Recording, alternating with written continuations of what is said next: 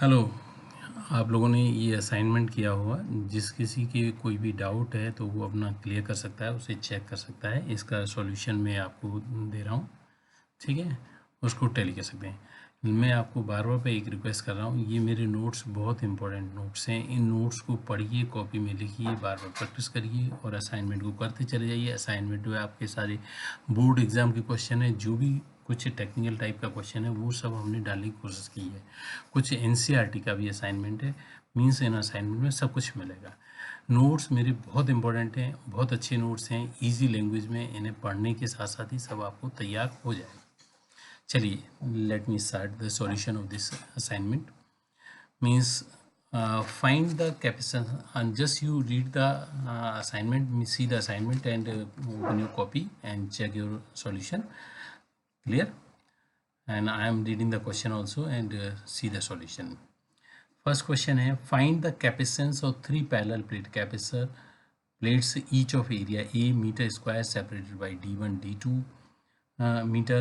In the in between space is filled by dielectric of relative permittivity is epsilon 1 epsilon 2 and the permittivity of free space is epsilon naught. Okay, ये three plates ले ली गई 1 2 3 और इनकी d1 ये distance, ये d2, ये epsilon 1 epsilon 2, ये relative permittivity हो गई, मीन्स डाइलेक्ट्रिक कांस्टेंट हो गई।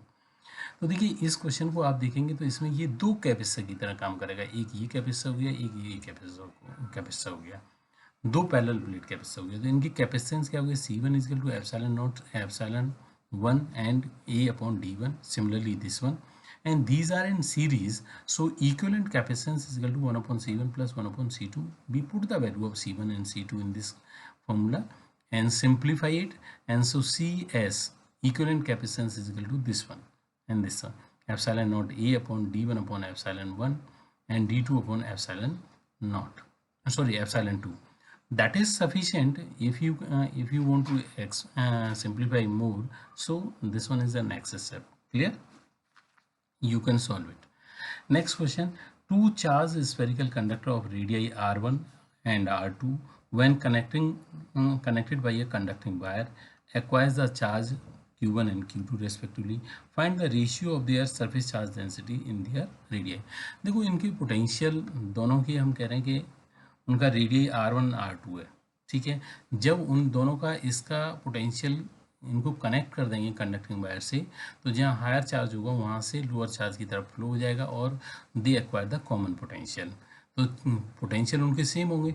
तो पहले वाले का ये हो गया पोटेंशियल का formula K Q1 over R1 K Q2 over R2। Clear? इसमें K कैंसिल हो जाएगा, Q1 over R1 Q2 over R2 and Q1 over Q2 is equal to R1 over R2। Clear?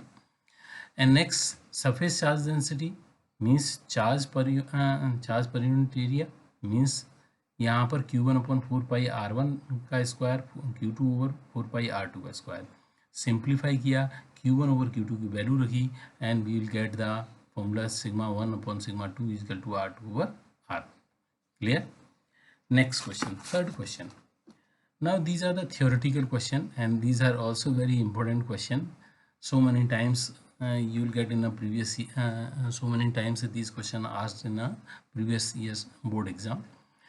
देखिए, यहाँ पर derive the expression for charge induced in the surface of a dielectric. कितना charge इसकी surface पे induce हुआ है। देखिए, ये हमारी पैरेलल प्लेट कैपेसिटर है, यहाँ से plus q charge minus q charge, तो E naught is the applied electric field, E P is the electric field due to polarisation. इसका डायरेक्शन क्या होगा, अपोजिट होगा। यहाँ पे इसका डायरेक्शन हमारा डायरेक्शन अपोजिट डायरेक्शन होगा, ये ई पी का डायरेक्शन होगा, ठीक है। ये ई पी का डायरेक्शन हमारा, यहाँ पे हम इसे ऐसे लिख दें, E P that is equal to E P, it is the E P direction. But resultant electric field का डायरेक्शन क्या होगा, अप्लाइड माइनस ई पी, ये हो जाएगा अप्लाइड माइनस ई पी हो जाएगा। देखिए, E naught minus E P और E is equal to E naught upon K, ये हमारा फॉर्मूला होता है, ठीक है। अब हम यहाँ पर electric field between the parallel plate capacitor E sigma upon epsilon naught के, जब कोई डाइलेक्ट्रिक कांस्टेंट है तो उसके लिए हमारा ये फॉर्मूला आता है, ठीक है। और let me this one. Next,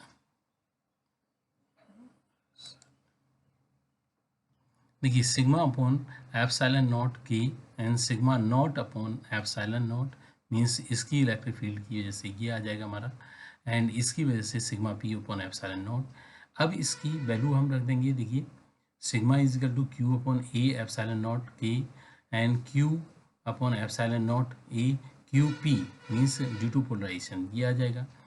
यहाँ से इसको सॉल्व किया क्यू अपॉन के, ये से एप्सिलॉन नॉट ए सब जगह से कैंसिल आउट हो जाएगा, तो क्यू माइनस क्यू पी और ये हमारा आ गया q p is equal to this one, sorry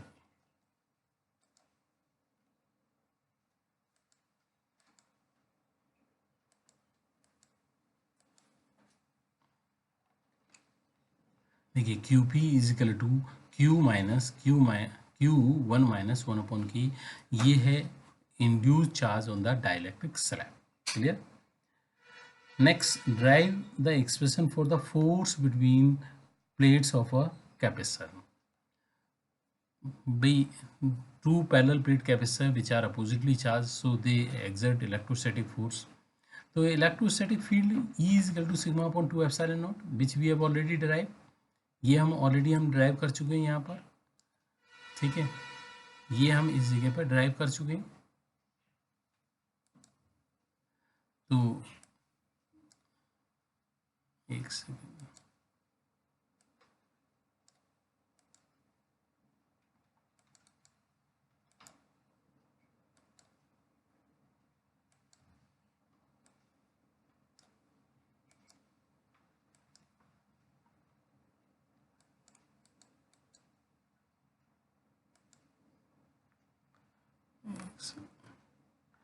that is E is equal to sigma upon 2 epsilon naught to Q upon 2 epsilon naught A. Clear. Force on a negatively charged plate F is equal to minus QE. That is, just you put the value of E here, so we will get the value of a force here. Clear. Next, these are the questions, means this one question. These are the three capacitors which are connected in such a way. How to solve? देखिए इसको solve करने के लिए मैंने एक simple तरीका निकाला है कि जितने भी जंक्शन पॉइंट हैं उनकी नेमिंग कर देते हैं, जैसे इसको P दे दिया, इसे Q दे दिया, इसको R दे दिया, इसको S दे दिया, ठीक है। What is the capacitance between A and P?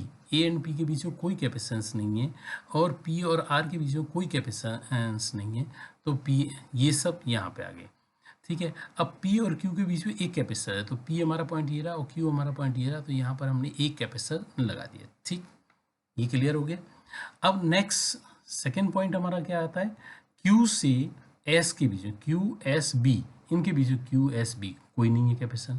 अब Q और R के बीच में, तो Q पॉइंट कहाँ है, ये रहा, R पॉइंट कहाँ है, ये रहा, तो एक कैपेसिटर ये लगा दिया, ठीक। R पॉइंट ये रहा, S पॉइंट ये रहा, तो R देखिए ये रहा, R ये रहा, S ये रहा, इनके बीच में ये कैपेसिटर आ गया। अब देखेंगे ये तीनों सीरीज पैरेलल में हैं, तो इक्विवेलेंट कैपेसिटेंस क्या हो जाएगा हमारा, that is C plus C plus C is equal to 3C। Same way we solve this question. यहाँ इसको मैंने दूसरे तरीके से कर रहे हैं, ऐसे भी कर सकते हैं, लेकिन हमने इसको थोड़ा सा दूसरे टेक्निक अपनाई है कि यहाँ से इसकी टर्मिनल को हमने बैटरी से कनेक्ट कर दिया, इसको नेगेटिव टर्मिनल से कनेक्ट कर दिया, ठीक है, बैटरी की से। इधर से पॉजिटिव चार्ज आया, तो यहाँ से पॉजिटिव चार्ज डिस्ट्रीब्यूट हो गया, देखिए इस पर पॉजिटिव चार्ज गया, इस पर पॉजिटिव चार्ज गया, बाय इंडक्शन इस पर नेगेटिव चार्ज आएगा, it means it gain the electron. तो गेन इलेक्ट्रॉन कहाँ से करेगा, इस प्लेट से करेगा, इस प्लेट से करेगा, तो this acquire the positive charge. इस प्लेट में नेगेटिव चार्ज आया, तो ये कहाँ से इलेक्ट्रॉन गेन करेगी, ये इस प्लेट से करेगी और यहाँ से करेगी, तो this acquire the positive charge. अब इस प्लेट को हम देखेंगे, ये हमारा दोनों पे सेम चार्ज है, तो ये शॉर्ट सर्किटेड हो जाएगी, तो इसे हम निगलेक्ट कर देंगे और इसको दोनों ये सीरीज़ में आ जाएंगे, इन दोनों को सीरीज़ में लेकर के और इनको पैरेलल में लेकर के इसको सिंपलीफाई कर सकते हैं। क्लियर। इस क्वेश्चन में देखिए यहाँ से हम करेंगे, तो ये क्वेश्चन, ये वाला पार्ट यहाँ से पॉजिटिव टर्मिनल से करेंगे, तो इसकी इस प्लेट पर भी पॉजिटिव चार्ज आएगा, इस पर भी पॉजिटिव चार्ज आ जाएगा, और यहाँ पर ये दोनों हमारे पैरेलल में आएंगे, तो इसका इक्विवेलेंट कैपेसिटेंस होगा 2C। ओके, कोई डाउट हो फिर दोबारा से रिपीट करके आप पूछ लीजिए और इन क्वेश्चंस को करिए और प्रैक्टिस करिए। ओके।